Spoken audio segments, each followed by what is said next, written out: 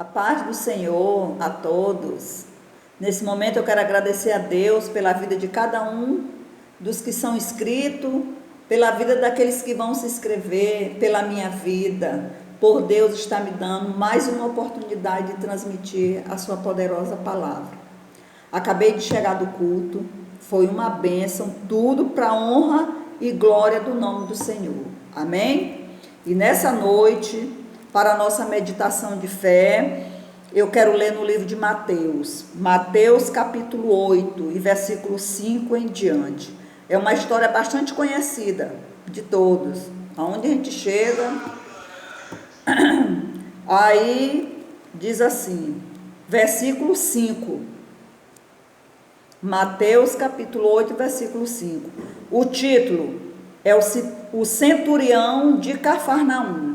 Muito bem, o centurião de Cafarnaum. A história fala, que o centurião, ele tinha um servo, que adoeceu. E aí ele foi procurar ajuda, não foi nos homens da terra não, ele foi procurar ajuda em Jesus, porque é assim que a gente tem que fazer. Ao invés de a gente sair procurando ajuda nos homens da terra, a gente tem que procurar ajuda em Deus, que é o Todo-Poderoso. Glória a Deus. Mas será que a gente sabe o nome centurião, o porquê? Centurião é porque ele tomava conta, de um grupo de 100 homens. Porque na organização militar romana, centurião, ele comandava um grupo de 100 homens. Por isso que o nome centurião. Bonito isso, né?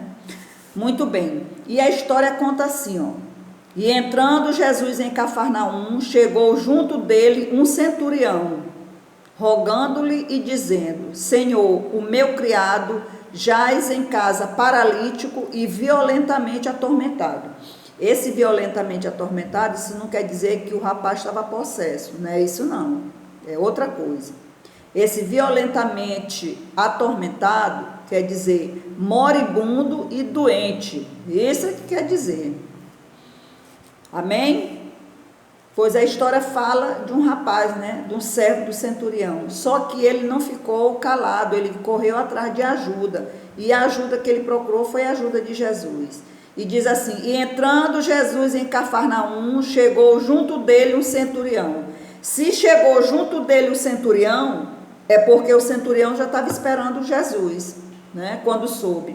Mas por que você diz pela história, pela leitura? Quando você vai ler um texto, você observa, para não interpretar errado, porque a forma de a gente interpretar uma leitura, ela traz grandes consequências para o resto da vida, como eu vejo histórias por aí.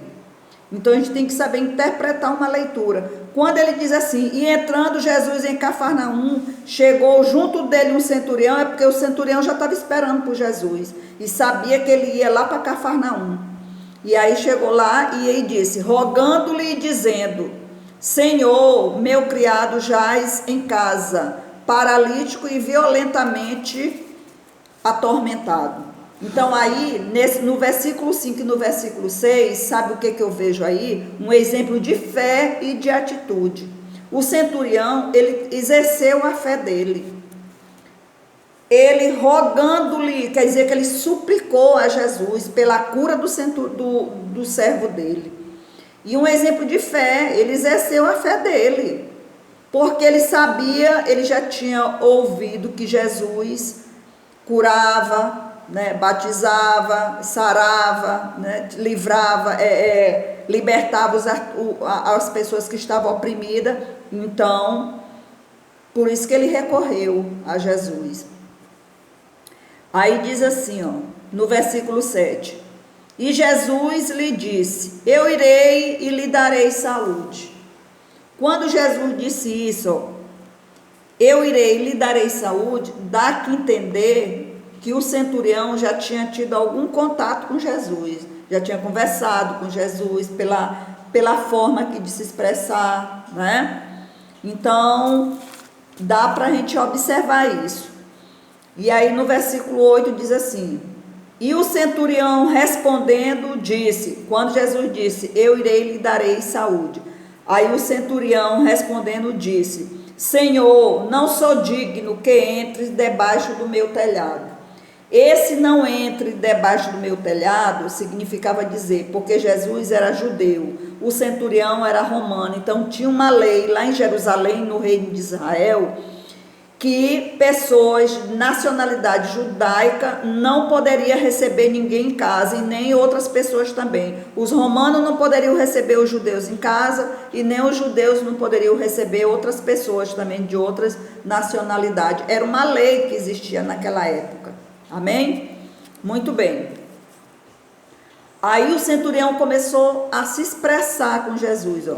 Mas dize somente uma palavra e meu criado sarará. Só uma palavra que o centurião queria. E muitas das vezes você passa por alguém na rua, esse alguém está precisando de uma palavra e você não dá nem um bom dia. Tem um nome de crente e tudo mais, passa aí como coisa que está passando por algum desertor. Não tem coragem de dar um bom dia. Às vezes uma pessoa não quer palestrar com você. Às vezes ela quer uma palavra, um oi, ou então muito obrigado, ou então boa tarde, um bom dia. Seja gentil, faça com que esse centurião aqui use de sua gentileza, se é que você tem. Aí diz aqui, ó. Aí o centurião disse assim mesmo, ele exerceu a fé dele aqui nesse momento, mas dize somente uma palavra. O centurião, ele não queria nada não, ele só queria uma palavra da parte de Jesus, ó. E o meu criado sarará. Aí sim, aí começou um diálogo entre ele e Jesus. Ele começou a conversar com Jesus, a se expressar, contar a história dele. Olha aí, ó, o versículo 9. Pois também eu sou homem sobre autoridade e tenho soldados às minhas ordens. Ele foi contar a história dele para Jesus. E digo a este, vai, e ele vai. E a outro, vem, e ele vem, né? E ao meu criado, esse que está doente, faz isto, e ele o faz. Então ele começou a se expressar com Jesus. Nessa noite Deus está perguntando para mim e para você, como é que você está se expressando diante de Deus? Será que você está contando tudo para Ele? Ou fica com mágoa de alguém aqui, ó, e só expressa da boca para fora? Porque Deus não é menino não, para ninguém estar enganando Ele não. Como é que você está se expressando com Deus? Como é que você está conversando com Deus? Porque aqui o centurião aqui, ele soube se expressar, ele falou a verdade, ele não omitiu nada do que ele fazia aqui, de jeito nenhum. Aí no versículo 10 diz assim, e maravilhou-se Jesus. Por que Jesus se maravilhou? Porque ele viu a simplicidade do centurião, ele viu que o centurião foi sincero, ele não usou de usurpação, nem de mentira, nem de falsas palavras, ele falou o que realmente estava acontecendo lá no serviço dele. Aí, e maravilhou-se Jesus, ouvindo isso, disse aos que o seguiam, porque naquele momento tinha uma multidão ali, vocês sabem que nessa multidão vai só aqueles para observar, para querer saber o que realmente estava acontecendo, para saber realmente o que o centurião queria. Muitos iam lá só para curiar, para sair falando, porque assim é que é. Quando a gente vai orar com um grupo de pessoas, vão só para curiar, para querer saber o que realmente a pessoa vai fazer, se aquela pessoa vai ficar bom. Era isso que estava acontecendo aqui, ó, essa multidão. E ouvindo isso, disse aos que o seguiam, em verdade vos digo que nem mesmo em Israel é um reino, encontrei tanta fé. Ele não disse que não encontrou fé, mas ele disse que não, que nem mesmo em Israel encontrei tanta fé. A fé que ele encontrou lá em Israel foi assim, ó, pingada, um pedaço ali, outro ali, entendeu? Aí tinha a mulher de fluxo de sangue, o cego do tanque de Betesda. Aí veio o paralítico e mais outros, né? Porque quando a gente lê os 4 evangelhos, a gente vê que as histórias, muitas delas se repetem, né? E muitas não. Aí o versículo 11 diz assim, mas eu vos digo que muitos virão do Oriente e do Ocidente, e assentar-se-ão à mesa com Abraão, Isaque e Jacó, no reino dos céus. Olha aí, no reino dos céus. E os filhos do reino, qual o reino que ele estava falando aqui? O reino de Israel, serão lançados nas trevas exteriores. Ali haverá pranto e ranger de dente, né? E aí o versículo 13 diz assim: então disse Jesus ao centurião: vai, e como creste, te seja feito. Ele creu, o centurião creu, então ele queria só uma palavra, né? E naquela, aí ó, vai, e como creste, seja feito. Feito como? Como ele disse lá no versículo 8: mas dize somente uma palavra e meu criado sarará. Só uma palavra que o centurião queria.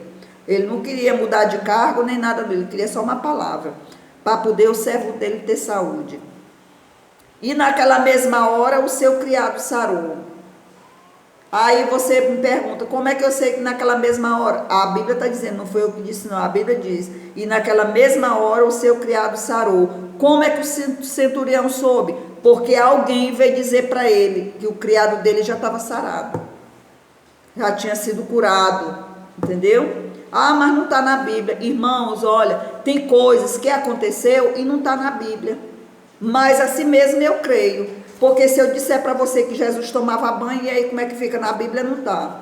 Se eu disser para você que João Batista pregou 850 vezes para Herodes se arrepender, e ele ainda chamava o povo de raça de víbora, e aí como é que fica? Porque na Bíblia só está dizendo que ele chamava o povo de raça de víbora, mas não está dizendo que ele pregou 850 vezes, mas ele pregou 850 vezes para Herodes se arrepender dos seus maus caminhos, do pecado que ele estava.